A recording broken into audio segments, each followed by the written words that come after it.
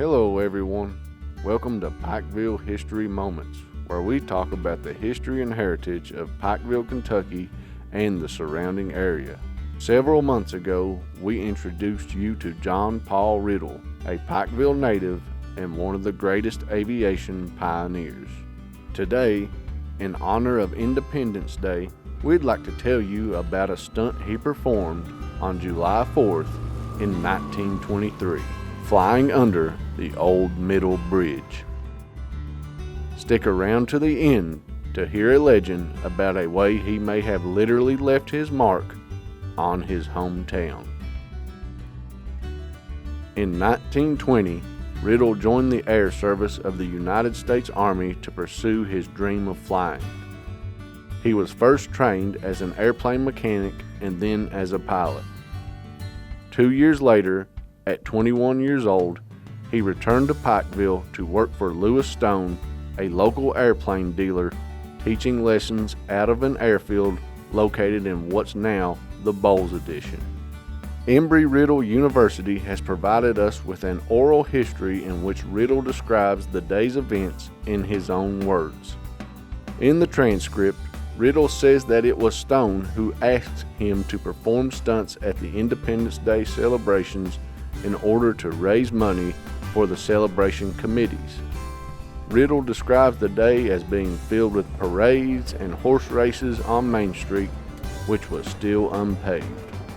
You can imagine a scene with the buildings along the streets being decorated in red, white, and blue, and with crowds of people watching the bands walking by in the parades and the horses racing from Huffman Avenue down toward Scott Avenue. It's likely there was good food, cold drinks, kids playing, and maybe a wager or two on which horse would come out ahead. And surely, after the sun went down, they watched fireworks in the night sky just like we do today.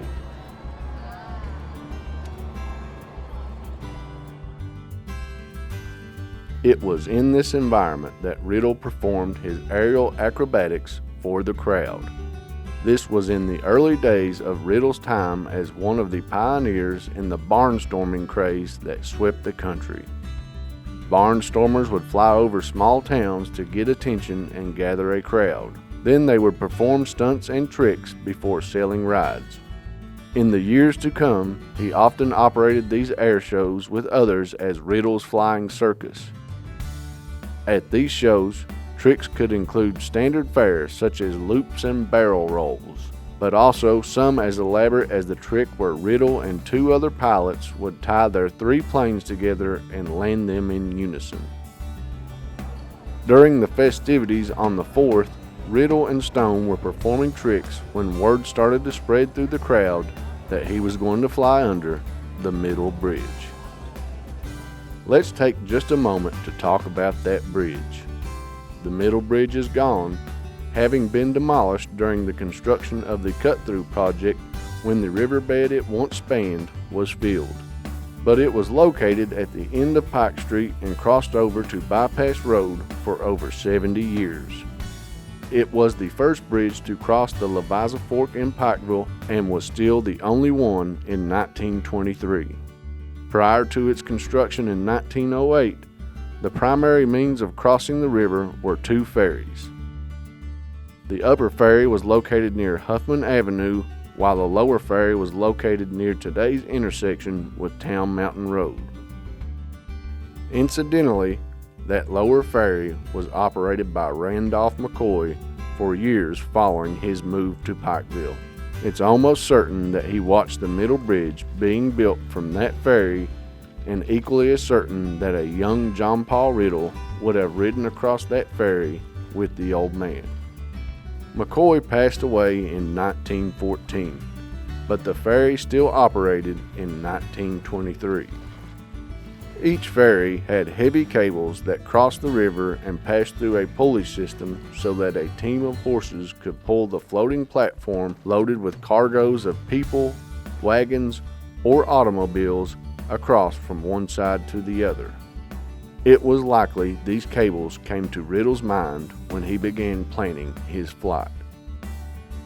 When Stone advised Riddle of the crowd's expectations, Riddle realized the difficulty.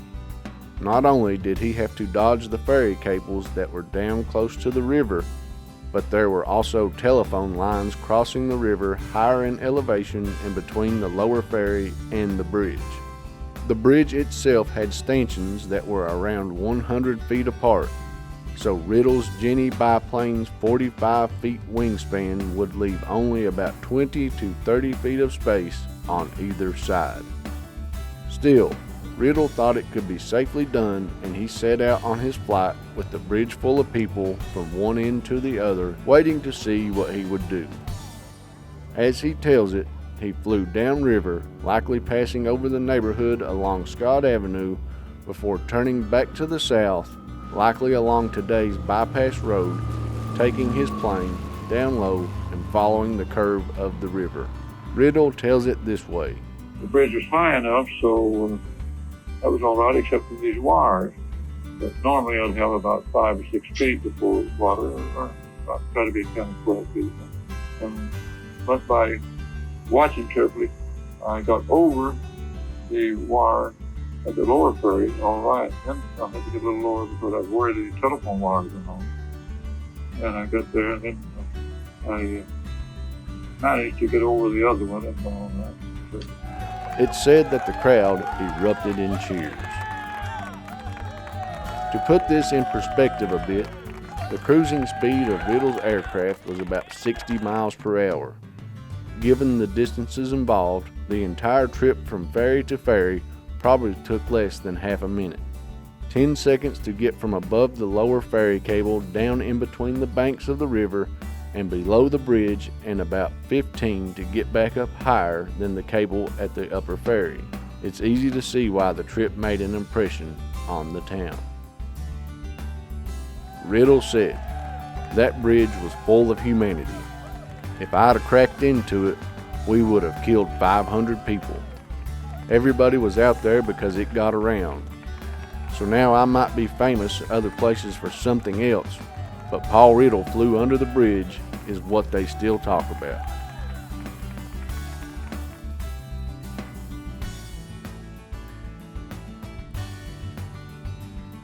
So, what is the legend about that day that we mentioned before?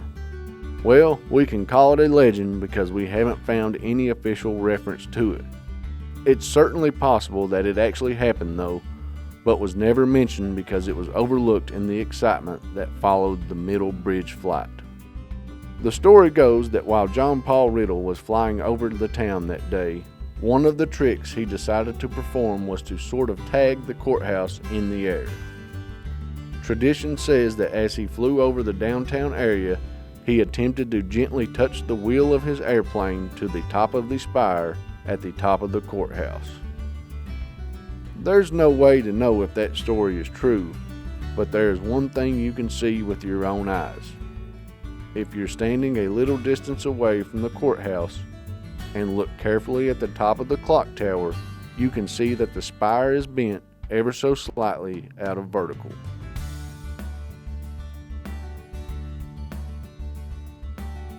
Maybe the real story of how that happened is out there somewhere, but we've yet to hear it. Until we do, we're going to choose to believe that a young John Paul Riddle did it while barnstorming his hometown in his Jenny airplane. Thank you for watching Pikeville History Moments. If you're watching this on YouTube, please hit like and subscribe, or click on the link to our website at visitpikeville.com. If you're in Pikeville, take a walk by the Pike County Courthouse and see if you can see that bent spire. Or walk down to the end of Pike Street where the old middle bridge once crossed the river and where John Paul Riddle's historical marker now stands.